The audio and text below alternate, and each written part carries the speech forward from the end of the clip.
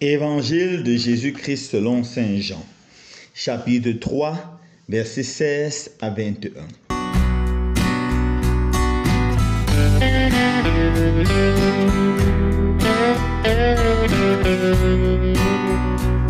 En ce temps-là, Jésus disait à Nicodème, « Dieu a tellement aimé le monde qu'il a donné son Fils unique, afin que quiconque croit en lui ne se perde pas, mais obtienne la vie éternelle. Car Dieu a envoyé son Fils dans le monde, non pas pour juger le monde, mais pour que par lui le monde soit sauvé. Celui qui croit en lui échappe au jugement. Celui qui ne croit pas est déjà jugé, du fait qu'il n'a pas cru au nom du Fils unique de Dieu. Et le jugement, le voici. La lumière est venue dans le monde, et les hommes ont préféré les ténèbres à la lumière, parce que leur œuvre était mauvaise. Celui qui a fait le mal déteste la lumière. Il ne vient pas à la lumière, de peur que ses œuvres ne soient dénoncées. Mais celui qui fait la vérité vient à la lumière, pour qu'il soit manifeste que ses œuvres ont été accomplies en union avec Dieu. Acclamons la parole de Dieu. Louange à toi, Seigneur Jésus.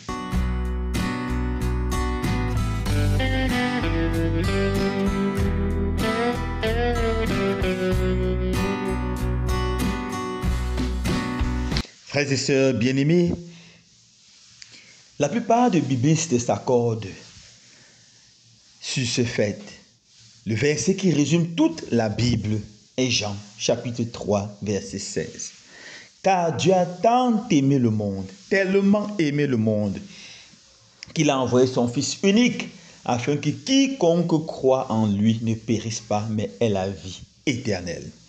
Voilà le verset qui résume toute la Bible. En fait, c'est quoi la Bible? La Bible est une lettre d'amour que Dieu écrit aux hommes. Un Dieu qui est fou d'amour pour les hommes. Un Dieu qui veut sauver les hommes. Écrit aux hommes une lettre d'amour. Pour les inviter à ouvrir leur cœur et à le recevoir. Lui qui est l'amour. À recevoir l'amour. La raison d'être de la parole de Dieu, c'est l'amour fou que Dieu a pour tous les hommes. C'est aussi ça la raison d'être de l'incarnation. Dieu a tellement aimé le monde qu'en voyant l'homme se perdre dans le péché, vivre dans l'esclavage du mal, Dieu a mal au cœur. Et Dieu a décidé d'envoyer son Fils unique, Jésus, qui est venu dans ce monde pour une seule mission, révéler aux hommes que Dieu les aime. Appeler les hommes à accepter l'amour de Dieu le Père. Et il a montré cela jusqu'au bout, jusqu'à mourir sur la croix. Et Jésus disait encore, il n'y a pas une plus grande preuve d'amour que de donner sa vie pour ceux qu'on aime. Comme Dieu le Père nous donne sa vie, ainsi Jésus nous donne sa vie. Ou mieux encore, Dieu le Père nous donne sa vie en Jésus-Christ, notre Sauveur. Et la raison c'est quoi? Tous ceux qui croient en lui ne périront pas, mais auront la vie éternelle. Oui, mon frère, ma soeur, ouvre ton cœur à la foi. Accepte Jésus dans ton cœur comme ton Seigneur et ton Sauveur personnel. Et tu auras la vie éternelle.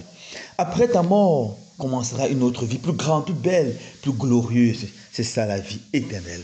Après ta mort, tu vas contempler éternellement la gloire du ciel, la gloire du paradis. Mais la condition est que tu crois de tout ton cœur que Jésus est Seigneur, que tu crois de tout ton cœur que Dieu le Père a ressuscité d'entre les morts. C'est la condition pour avoir la vie éternelle. Et je te dis, ceux qui croient sont sauvés ou seront sauvés. Mais ceux qui ne croiront pas seront jugés, seront condamnés. Mon frère, ma soeur, ferme-toi à l'incrédulité. Refuse tout ce qui t'appelle à ne pas croire. Rejette les faux mouvements qui disent que Jésus n'est pas mort. Rejette les faux mouvements qui disent que Jésus n'est pas ressuscité. Crois simplement que Jésus est Seigneur, qu'il est Dieu et tu seras sauvé. Non pas seulement toi et les tiens et les membres de ta famille. Tu seras sauvé. Notre Seigneur nous apporte ce salut qui vient de lui. Et lorsqu'on croit en Jésus, mes frères et sœurs, la mort n'est même plus une fatalité. La mort ne fait plus peur. On sait que la mort est un passage pour la vie éternelle. J'ai lu une histoire vraie qui racontait un monsieur à propos d'une famille, la famille Rhodes. Le plus jeune s'appelait Jim. Jim Rogers. Il avait 7 ans. Alors, le dimanche de Pâques, son père a demandé aux enfants, à la famille, comment va se passer la fin des temps. Et le petit Bill Rogers a dit, à la fin des temps, le grand ange va venir et il va ouvrir le grand livre de la vie et il va commencer à appeler les noms. Il commencera par le nom de papa. Papa Rogers. Et papa Rogers dira, me voici. Et il se lèvera, il ira dans la gloire de Dieu. Ensuite, le grand ange dira, maman Rogers. Maman Rogers dira, me voici. Et dans la joie, elle entrera dans la gloire de Dieu. Ensuite, il appellera le frère aîné qui s'appelait James Rogers. Il dira, James Rogers. Et le frère aîné dira, me voici. Ensuite, il appellera sa sœur Mary. Mary Rogers. Elle dira, me voici. Et finalement, le grand ange va appeler le petit James et il va dire, James Rogers. Et ce petit enfant dit, et comme je suis très petit, je vais sauter et crier avec une voix forte, me voici. Et le grand ange va me sourire et m'accueillir dans la gloire du ciel. Toute la famille était émue par cette foi de l'enfant qui croit en la résurrection. Car tous ceux qui croient en Jésus seront sauvés, ne périront pas. Mais malheureusement, quelques jours après, le petit Jim Rogers a été victime d'un accident grave de voiture. Et toute sa famille était à son chevet. Son état était grave. Les médecins ont dit certainement il ne pourra pas s'en sortir. Il est totalement inconscient. Et la famille était autour de lui. La famille priait, la famille espérait. À un moment, la famille était fatiguée au milieu de la nuit et se reposait déjà. Et subitement, on a vu l'enfant qui bougeait. Et tous se sont levés, se sont mis autour de l'enfant. Et lui qui était inconscient a dit de façon claire, de façon distincte, me voici. Puis il a souri et il est mort. Ou mieux encore, il a souri et il est entré dans le sommeil de l'éternité.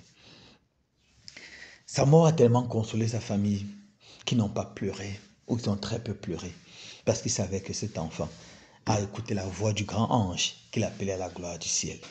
Mon frère, ma sœur, c'est le sort de tous ceux qui croient de tout leur cœur que Jésus est Seigneur. C'est le sort de tous ceux qui accueillent Jésus. Ils seront sauvés, ils ne périront pas. Loué soit Jésus-Christ.